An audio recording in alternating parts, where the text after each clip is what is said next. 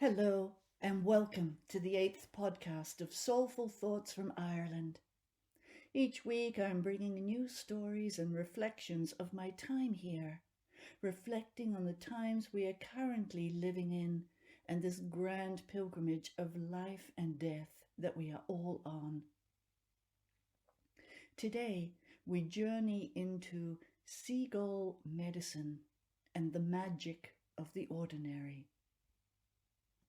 While meandering on the local beach, I came upon a white feather. The word purity instinctively arose within me, and I reached down to pick the feather up. And then I stopped as I thought, oh, it's only a seagull feather. In this moment of diminishment, I was going to walk on by. But the feather was glaring at me with such intensity, I knew it was beckoning me. As I looked upon it and felt it, I began to feel a very powerful energy, though I could not name what it was. I conceded to its call and revised my attitude to one of humble acknowledgement. Something other was happening here, and I knew I would do well to listen and receive. It was now my beach companion as I continued my wandering. Upon returning to my cottage, I did some research. Our animal medicine god, Ted Andrews, speaks of seagulls as birds of the threshold, that in-between realm of the shoreline. It is neither of the land nor the sea. It is between the two, a place of great mystery and magic. Such places in Ireland are known as the realms of the other world, where spirit and fairy beings live. When we open to such places, they provide great opportunity to enter into a deeper communication with these realms.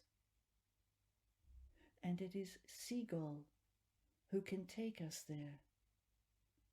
And especially, it can take us to the water spirits and beings. Who would have thought this? Not me.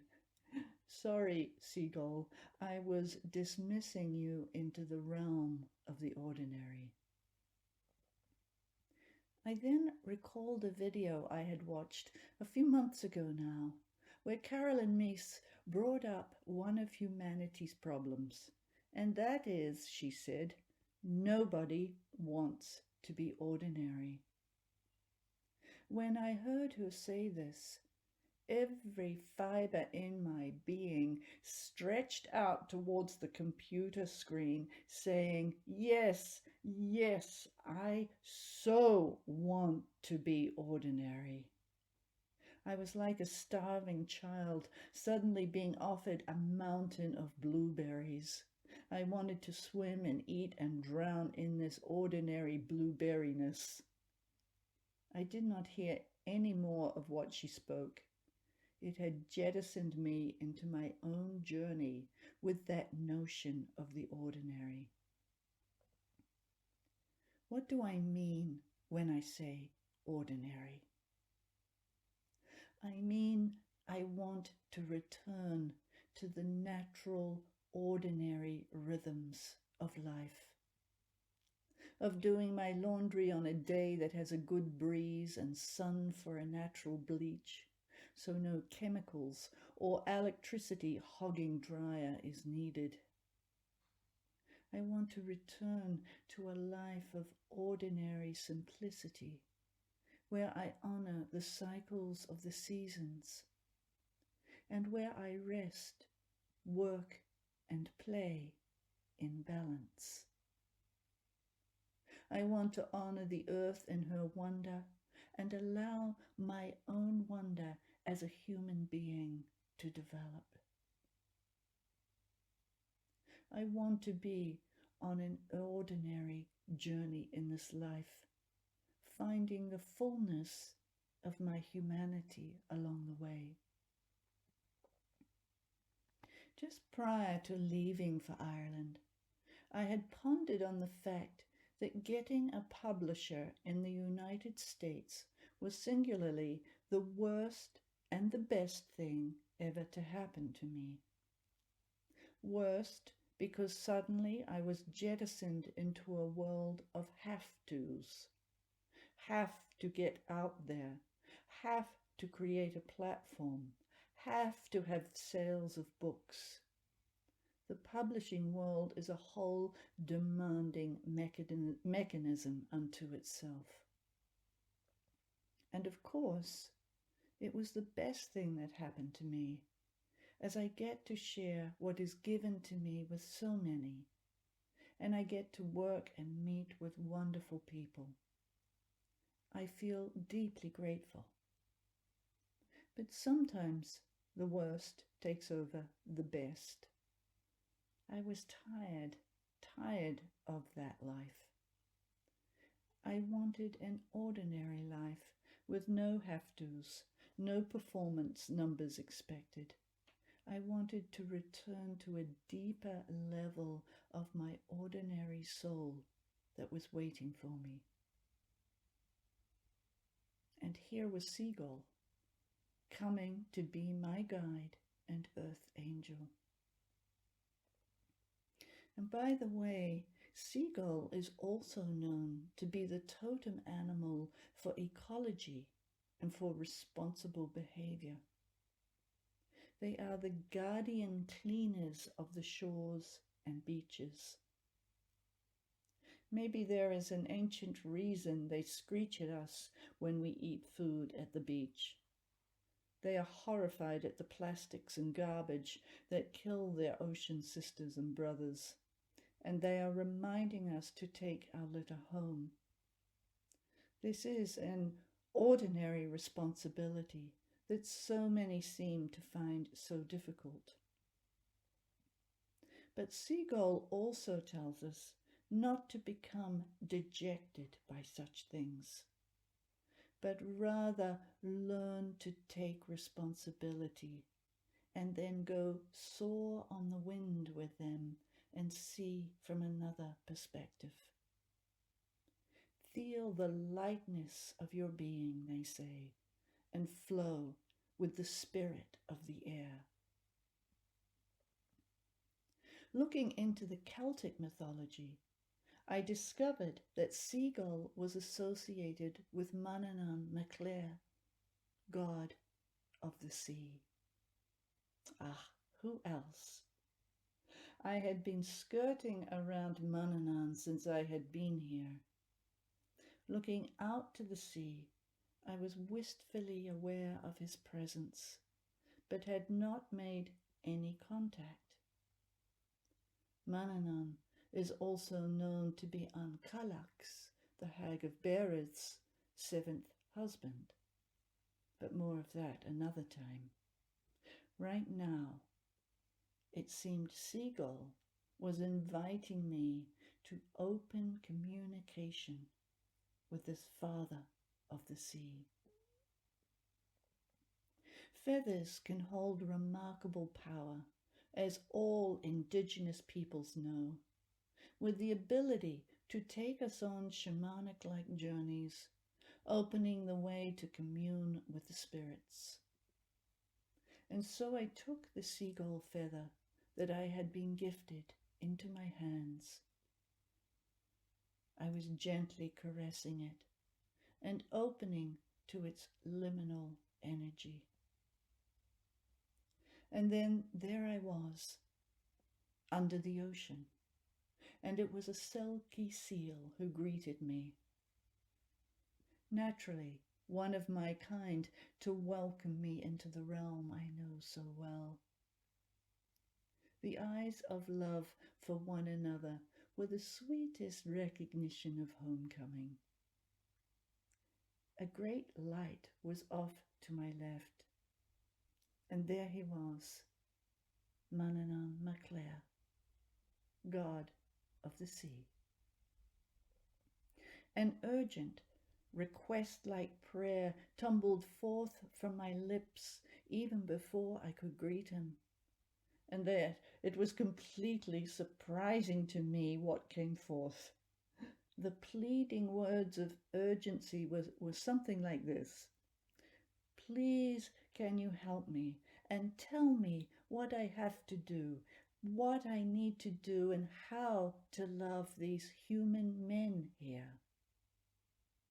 And then I quickly stopped and said, oh, I'm sorry, I shouldn't be asking you this. You are the god of the sea.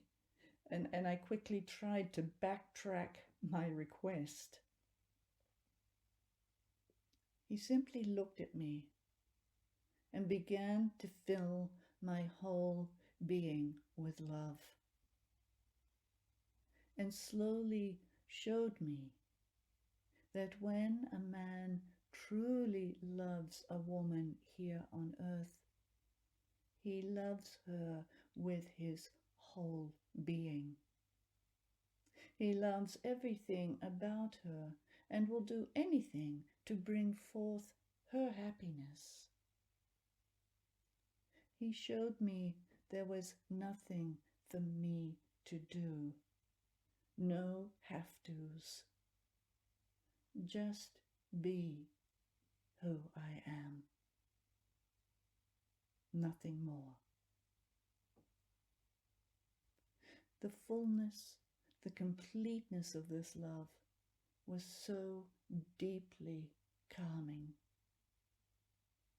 It was like he was unlocking some mystery that is yet to be fully lived.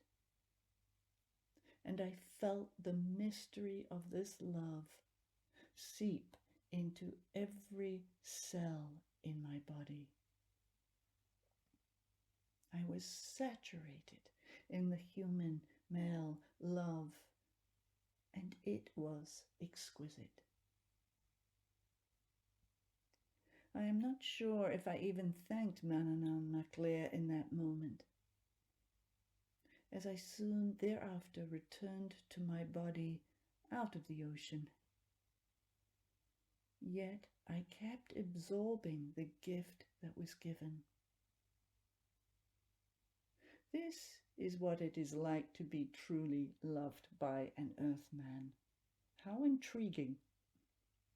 I then recalled glances and actions of love by partners I have been with, moments of deep, intimate communion, emitting this same kind of fullness. However, for a multitude of reasons, I was never able to come into the deep peace and satisfaction of this gift. Perhaps because I was unable to let the love enter me fully. Certainly I experienced the taste of it, moments here and there, but not completely. But then really, what could be more ordinary than allowing ourselves to be fully loved? What could be more ordinary than allowing ourselves to be fully loved? How often do we miss the ordinary love moments coming to us, I wonder? How often do we dismiss what is right there, right here for us? Human love, as it is often lived in its constricted way, has always been a painful enigma to me. Such strange rules we place upon love. But the love that I was given by Mananan, this is the love that my soul knows. I could feel the ordinary nature of it and also the extraordinary nature, woven together into one liminal reality. And why liminal? Because if we try to solidify it into this or that, or not this or not that, it loses its freedom to flow in the spiral of its true eternal nature. May we all return to the flow of the ordinary spiral of love and the ordinary spiral of rhythms during these times. I give deep thanks for that seagull feather in its pure, ordinary nature. That seagull feather that called my name.